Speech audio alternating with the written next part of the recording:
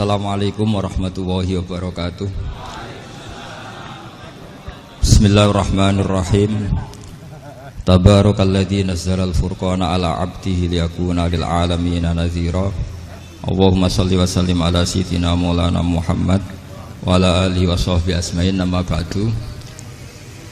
Semua pengurus PBNU yang saya hormati, semua habaib, semua ulama yang saya hormati, wabil khusus Kiai Haji Abdul Manan, Ketua Lembaga Dakwah PBNU, yang meskipun mondoknya hanya 3 bulan ini sebetulnya problem, sehingga saya kesini ini sebetulnya tidak pernah merasa ibadah. Ini bukan dakwah, ini show dakwah. Jadi yang namanya dakwah itu ya orang-orang di kampung nggak bisa ngaji, diajarin ngaji. Seperti saya di Jogja, di Rembang. Kalau ini show dakwah. Dan ini ada agak kesalahan karena mondoknya hanya 3 bulan. Jadi tidak bisa bedakan mana dakwah, mana show dakwah. Ini jelas show itu. Mungkin yang benar-benar dakwah yang sekarang sedang bikin masjid di pedalaman Kalimantan, pedalaman Sulawesi, atau saudara-saudara kita yang di Korea. Saya kemarin di Korea, itu dakwah betul. Kalau ini agak-agak tontonan. Ya tapi masih bagus lah, melihat wajahnya Habib, ulama itu ibadah. Tapi begini ya, yang jelas saya berharap sekali, saya diundang sekali ini saja, jangan diulang. Karena mencintai ulama itu baik, tapi ngatur ulama itu dosa. Ini jadi ini harus dicatat. Jadi Imam Malik itu kalau diundang tuh marah, meskipun yang undang itu seorang raja zaman itu, Harun ar-Rasyid. Beliau minta supaya Imam Malik baca Muwatta di istana untuk anak-anaknya, padahal seorang presiden mau ngajari anak-anaknya. Imam Malik marah, masyhur gitu, al ilmu yu'ta la ya'ti, ilmu disowani, orang apa ilmu yang sowan. Di mana-mana timba itu ke sumur apa sumur yang ketimba? Timba ke sumur. Ini agak kecelakaan. Pakai air pam. air pam katanya. Sudah banyak air. Sehingga saya kata orang banyak itu di SK-kan PBNU, tapi itu tidak pernah saya pikir. Karena saya melakukan kebaikan itu sebelum dapat SK. Saya ngajar sebelum dapat SK, saya dakwah di mana-mana sebelum dapat apa? SK saya langsung minallahi ta'ala, dari Allah ta'ala. Jadi kalau PBNU niatnya ikrar bahwa orang yang sudah manfaat diangkat, itu saya terima. Tapi kalau merasa ngangkat saya, tak lawan di pengadilan. Karena saya sudah jadi kiai sebelum diangkat PBNU. Ya ini saksikan ya para muhibin saya. Jadi kalau SK itu ikrar, ngakui kalau Gus Bak manfaat, saya terima. Kan hanya ikrar saja, Pak. Tapi kalau merasa ngangkat dari bawah ke atas itu tak lawan sampai apa? Pengadilan, sampai di akhirat. Tersangkanya ya yang sedang jabat sekarang. Tapi saya yakin enggak, Kiai Miftahul Ahyar itu orang alim karena alumni Sidogiri dan menantunya Syekh Duki. Di antara gurunya itu pernah mbah mertua saya, karena istri saya orang Sidogiri. Beliau juga besanan sama keluarga Lasem, saya ini Duriyah Lasem. Pak Said Akil juga orang alim, mbah-mbahnya juga orang alim. Baru kemarin nyocokkan nasab sama saya. Buyut-buyutnya beliau itu adik buyut saya, pernah cocokkan sama saya. Gus, saya sama saya tua mana? Tua saya, buyut kamu adik buyut saya, kata saya gitu. Tapi saya tetap hormat sama beliau karena ya pernah sepuh umurnya setidaknya. Jadi saya ulang lagi, ngaji seperti ini itu sebetulnya lebih ke show, pertunjukan. Supaya pertunjukan ini tidak dosa, saya isi ngaji betulan. Tapi jangan diulang. Karena biasa ngaji rutin. Saya di Jogja tafsir Jalalain sudah juz 23. Pernah khatam hikam. Sekarang Nashahul Ibad separuh. Saya ngaji di Sidogiri Itkon, di Sarang Balaghatul Quran, di Hajen Lubul Usul, tapi sarahnya yang Thariqatul Usul, sarahnya Mbah Sahal Mahfud. Jadi baru di sini ngaji bersaing sama orang yang mondok berapa? 3 bulan. Ini masalah, masalah. Nggak boleh mondok itu harus buat tulis zaman. Tapi ya tidak apa-apa, mungkin laduni ya. Jadi kalau mondok cepet itu kemungkinannya apa? Laduni. Begini, tapi saya tertarik apa yang dikatakan Kiai Haji Abdul Manan tadi menyangkut kalimat tauhid. Saya ngaji di mana-mana bilang, kalau ngaji itu yang tahqiq itu detail. Detail itu bahasa Arabnya tahqiq. Jadi kita misalnya berpikir secara jernih, orang yang kafir 70 tahun itu pasti menjadi muslim karena melafadzkan la ilaha illallah. Dan itu bi ijma'il ulama. Semua ulama mengatakan demikian. Saya ulang lagi, itu bi ijma'il ulama. Bumi itu bulat-bulat. Texas itu kalau dibor itu pas Ka'bah. Lalu kiblatnya di mana? Bumi ini kan hanya rubuk-rubuk seperempat, yang ada arah itu seperempat. Tapi kalau Ka'bah itu sama Texas atau Texas dengan Ka'bah itu lalu kiblatnya mana? Mau sudah bebas arah. Maka ilmu mengatakan maro'ahu muslimuna hasanan fawa indawa hasanun. Kamu jangan nuruti ilmu hakikat, tapi nuruti mindset. Kalau mainstreamnya orang banyak seperti itu, mindsetnya orang sana misalnya Ka'bah sana ya ikut sana. Tapi ini tidak mewakili hakikat, karena kalau yang 380 derajat itu kan terus ribet. Makanya ini kesulitan di bab-bab fikih. Ya saya ulang lagi, kesulitan di bab-bab fikih. Makanya fikih itu selalu bicara, misalnya gini, ada orang sholat. Saya ulang lagi. Setelah salam pertama dia kentut, itu sholatnya batal apa enggak? Itu lama berdebat. Yang dikatakan rukun sholat itu salam pertama, sehingga orang kalau sudah salam pertama maka sudah keluar dari sholat. Maka kalau kentut gak apa-apa, wong yang keluar dari sholat itu salam pertama. Tapi lalu pertanyaannya, kenapa Nabi salam 2 kali, lalu yang kedua gunanya apa? Ribet kan, partai ini kalah pasti kalau ditanya gitu. Tapi kalau ditanya dibalik, sholat itu satu ibadah yang dimulai dengan takbir, yang diakhiri dengan salam. Berarti salam pertama itu pengakhir apa nunggu salam kedua? Pertama, di semua ulama bilang salam pertama. Kalau salam pertama sudah pengakhir, berarti pembatalan setelah itu nggak punya efek, nggak punya akibat. Itu kan ribet. Debat fikih itu memang ribet. Fikih itu memang senam otak, karena pertanyaannya mirip-mirip seperti itu. Nah, sampean milih mana? Milih salam pertama apa salam kedua? Pasti ulama milih salam pertama. Jadi anehnya fikih itu di situ.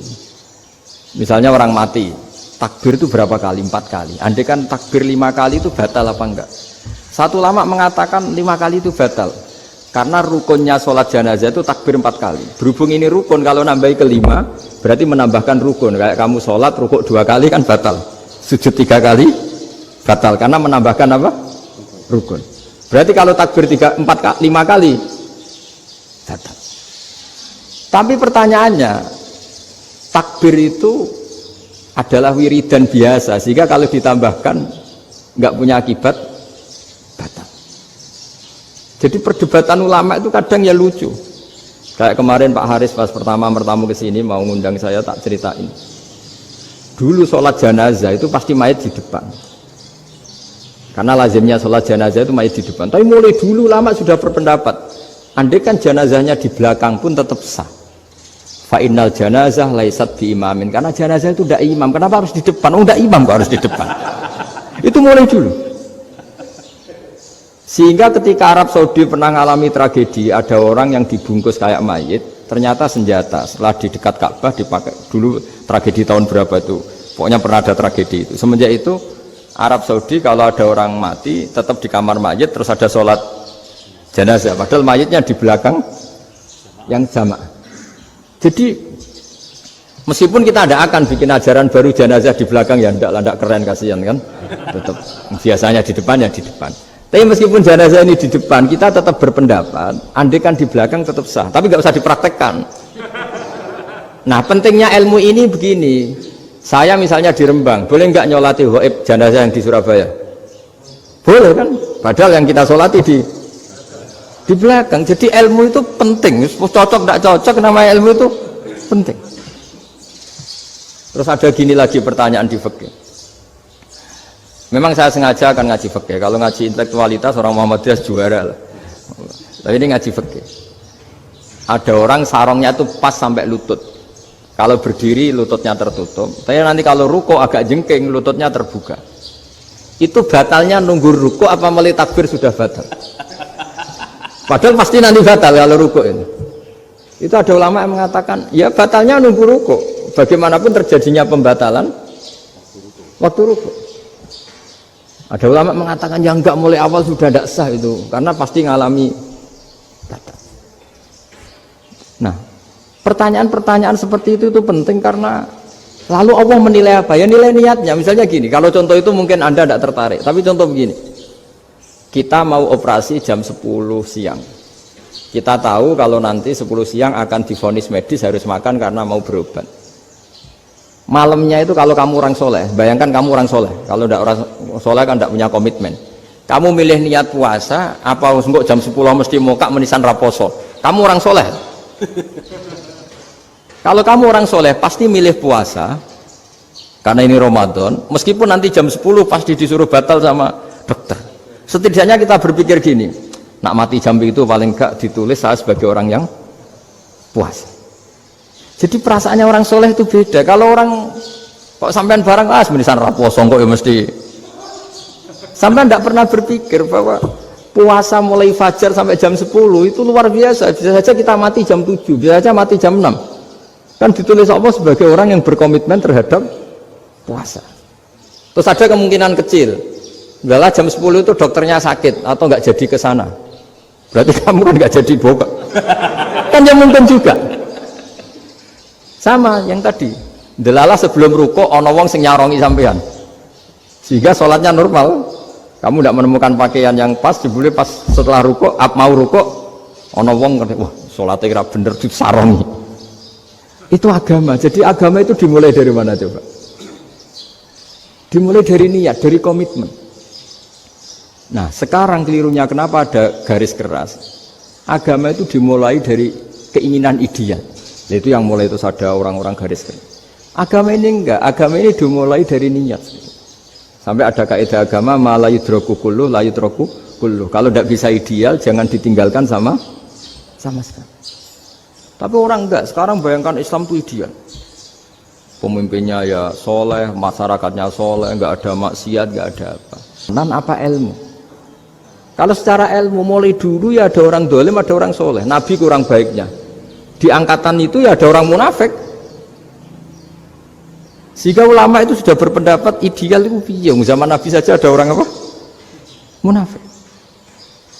Itu ilmu. Kalau nuruti kelangenan inginnya dunia ya steril, nggak ada maksiat, nggak ada. Dan agama itu diciptakan Allah itu memang unik. Calon Nabi misalnya, Nabi Musa itu sing rumat Fir'aun. Ketika Nabi Muhammad lahir sing ribet manitia ini Abu Lahab. Orang dosen UMF. Coba. Karena Allah ingin memaklumatkan ke kita bahwa agama ini akan hidup di kondisi apapun.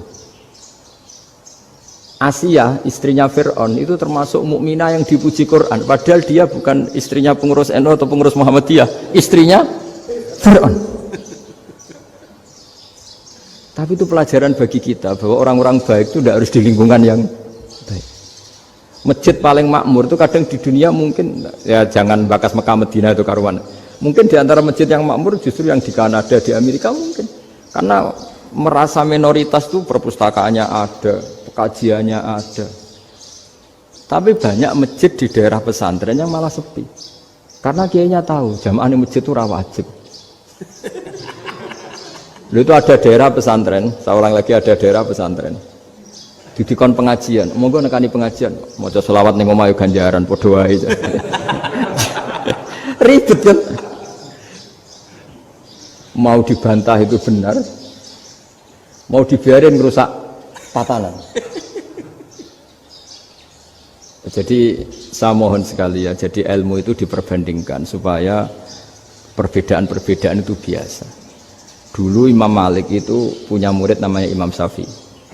Itu dalam banyak hal itu perbedaannya tajam sekali. Ya saya ulang lagi, dalam banyak hal itu perbedaannya tajam sekali. Misalnya begini, Ini terakhir percontohan saya fikih, nanti dikaji sendiri. Ada seorang A'rabi, Ja'a A'rabiyun. Ini di hadis sahih diulang-ulang di semua Al-Kutubus Sittah ada peristiwa ini. Ja'a A'rabiyun ila Rasulillah sallallahu alaihi wasallam faqala ya Rasulullah ahlaktu. Qala wa ma ahlakaka? Qala wa qatu imraati fi nahari Ramadan. Ya Rasulullah, saya ini orang yang rusak. Kenapa? Saya ini hubungan intim sama istri saya ketika masih siang Ramadan. Singkat cerita, orang ini dihukum berat sama Nabi. Hukumannya adalah karena dia membatalkan puasa ketika dengan hubungan intim. Sama Nabi dihukum, kamu harus merdekakan budak. Wah, tidak mampu ya Rasulullah, saya tidak punya budak. Jadi ini bukti bahwa agama ini sangat sosial, sehingga sebagian kafaroh harus memerdekakan budak. Kamu kalau gitu puasa 2 bulan. Yang baru puasa 2 hari aja kecelakaan, malah disuruh puasa 2 bulan. Ya sudah, kamu ngasih makan 60 orang miskin. Saya ini orang paling miskin. Kok jadi sudah miskin, agak hiper lah orang ini. Poso-poso kok gitu. Itu kata ulama, kalau orang Jawa gak mungkin makanannya tempe mendoan, gak mungkin itu. Di Jawa itu gak mungkin lah ada orang batal puasa karena hubungan intim. Ada istrinya gak cantik, cerewet, sang lanang mangane mendoan, itu tidak mungkin, kecelakaan itu tidak mungkin.